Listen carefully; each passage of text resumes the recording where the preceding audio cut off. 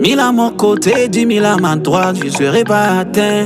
Yeah, et mon rage, boy Juliano.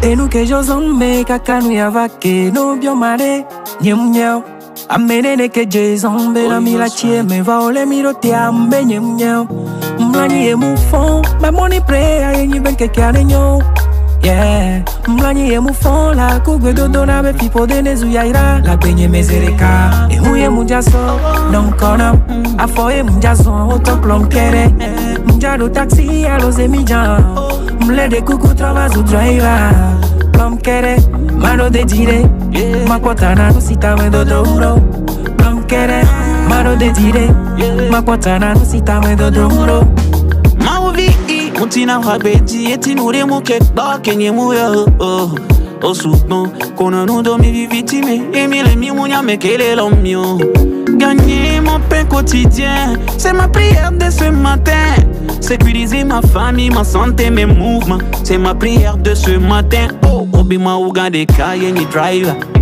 ma ugande kegba ni docteur futo de pa combien de la tiawa mure kuku travazo driver et nous que j'osons me kaka nous yavake no dia mamu benye munya amenene que jezambe na milatie me va ole mirote amu benye munya mlani e mu fond ma money pray a yenyi ben que kane nyo yeah asime munjaya pasanu gbogbore e dome munjaya magbova ku promotion dolele nyewo patane zula mesena ma replona mle futonyo benkume o mana sinya jula sumo ma uvi munyinye machemo ebene muto ma potonero ma uvi munyinye machemo e huye munjaso don kona afo e munjaso auto plom kere munjado taxi a los emijan mle de kuku travazo driver God my driver God my driver God my driver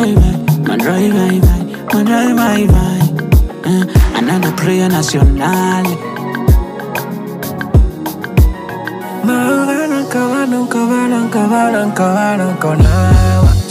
Master Chris on the beats.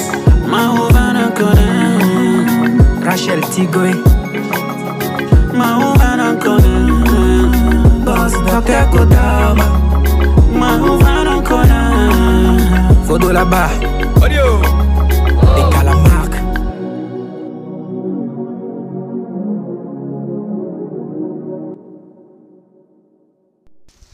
Ici, le titre de l'ouvrage de ce coaching, c'est Composition d'une entreprise. Composition d'une entreprise. Composition d'une entreprise.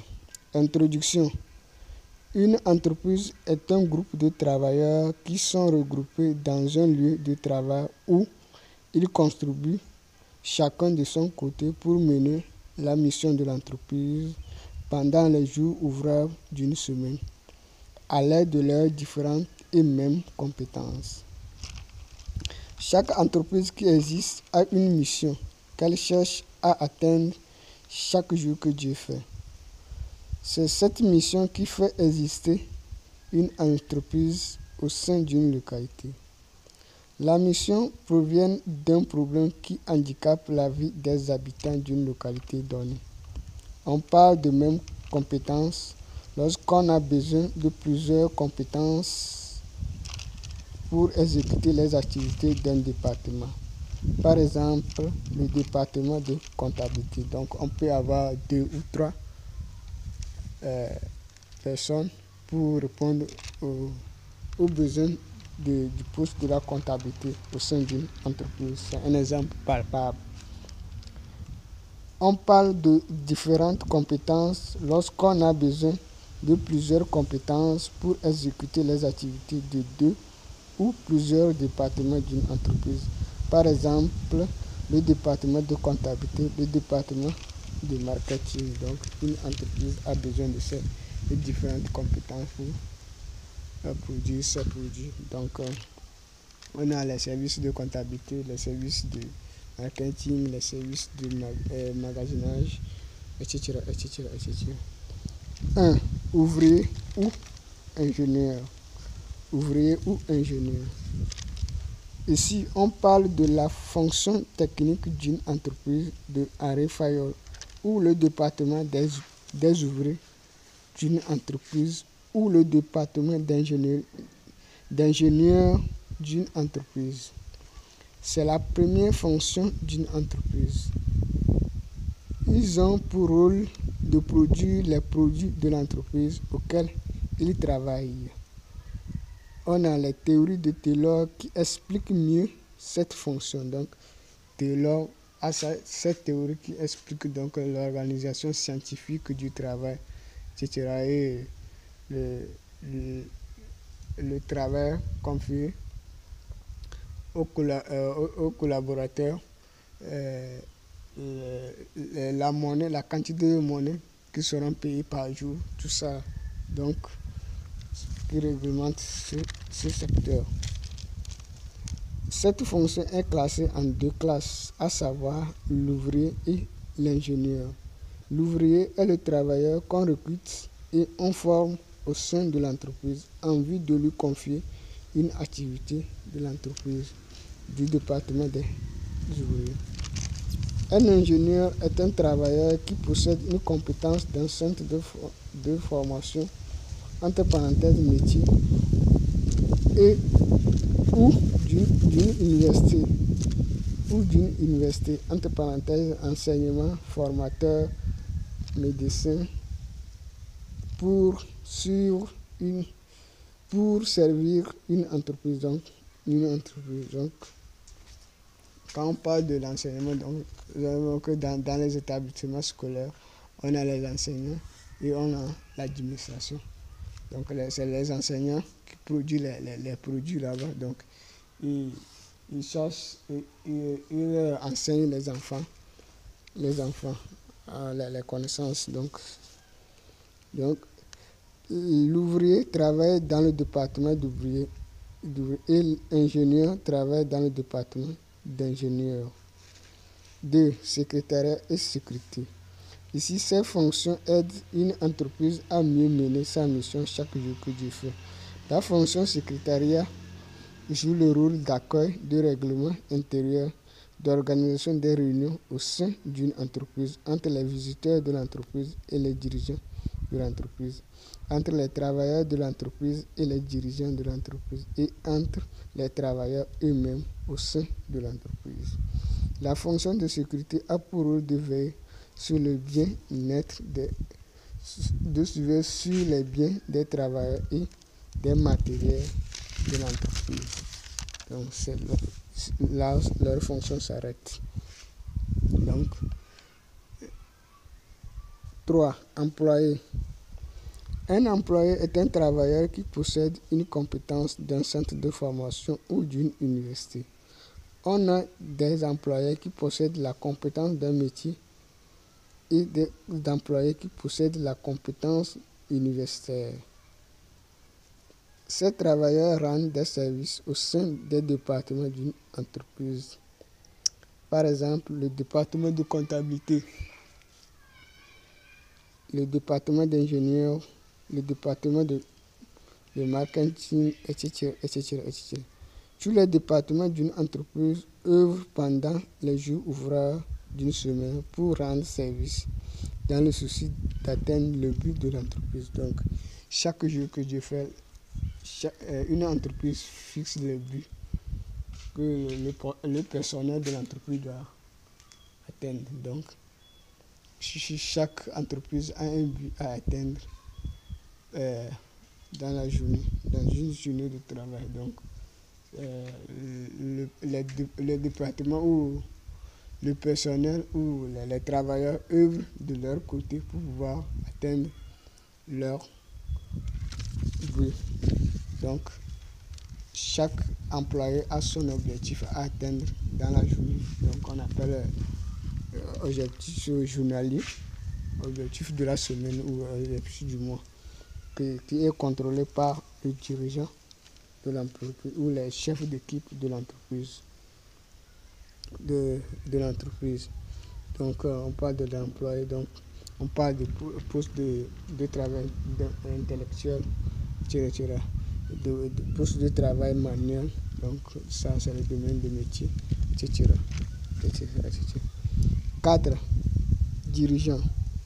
Les dirigeants sont les travailleurs qui prennent les décisions pour la gouvernance d'une entreprise. On a 3 types de dirigeants, à savoir les chefs d'équipe, les cadres et le sommet. Les chefs d'équipe sont les dirigeants qui surveillent les activités de leurs collaborateurs au sein du département d'ouvriers ou du département d'ingénieurs. Les cadres sont les chefs de département des postes de travail intellectuels d'une entreprise. Les chefs et les cadres reçoivent les ordres ou les directives chez les dirigeants du sommet d'une entreprise pour mettre au service de leurs collaborateurs et rendre compte également des travaux de leurs collaborateurs aux dirigeants du sommet d'une entreprise. Le sommet, c'est là où les décisions se prennent pour la gouvernance d'une entreprise. Au sommet, on a le chef d'entreprise si c'est le secteur privé. Si c'est l'État, on parle du directeur de l'entreprise. Donc le directeur d'entreprise, le financier, l'économiste, le directeur des ressources humaines, le manager, etc. Le chef d'entreprise est l'auteur d'une entreprise, donc celui qui a créé son entreprise, donc le porteur d'idées. Donc il reste à la tête de l'entreprise jusqu'à le jour qu'il finisse d'exploiter ou qu'il est fatigué d'exploiter son entreprise. Il surveille les activités de son entreprise. Un directeur d'entreprise surveille les activités d'une entreprise publique et rend compte à l'État. Donc il fait des rapports de tout ce qui se passe au sein de l'entreprise à l'État ou au Conseil des ministres. Le financier rend les services de finance à l'entreprise. Donc il s'occupe des services de finance. Donc c'est lui qui finance les projets de l'entreprise, tous les projets à tous les niveaux. Donc il règle les relations entre la banque et l'entreprise, le compte de l'entreprise à la banque, etc. L'économiste rédige les projets et coordonne les activités du projet de l'entreprise. Le manager pilote le projet de l'entreprise. Donc c'est le manager qui surveille les activités du projet, comment les activités vont se dérouler, comment ils sont. Le directeur des ressources humaines recrute les travailleurs, les gère et les paie dans le souci d'atteindre la mission de l'entreprise. Donc la mission de l'entreprise. Donc on va citer les points. Donc on a le premier point, ouvrier ou ingénieur. Après on a 2 points. Deuxième point, secrétariat et sécurité. Après on a 3e point, employé. Et 4e point, dirigeant. Donc les 4 points suffit de connaître le contour d'une entreprise. Donc ce qui se passe au sein d'une entreprise selon mon expérience, comment la composition d'une entreprise, comment une entreprise est composée aujourd'hui. Donc selon mon point de vue, c'est comme ça une entreprise s'organise aujourd'hui. Donc une entreprise a eu des modernisations depuis l'un des siècles. Donc on parle de l'entreprise de Harry Fayol, l'entreprise de Ford, l'entreprise de Taylor, etc. Et un maillot jusqu'à aujourd'hui.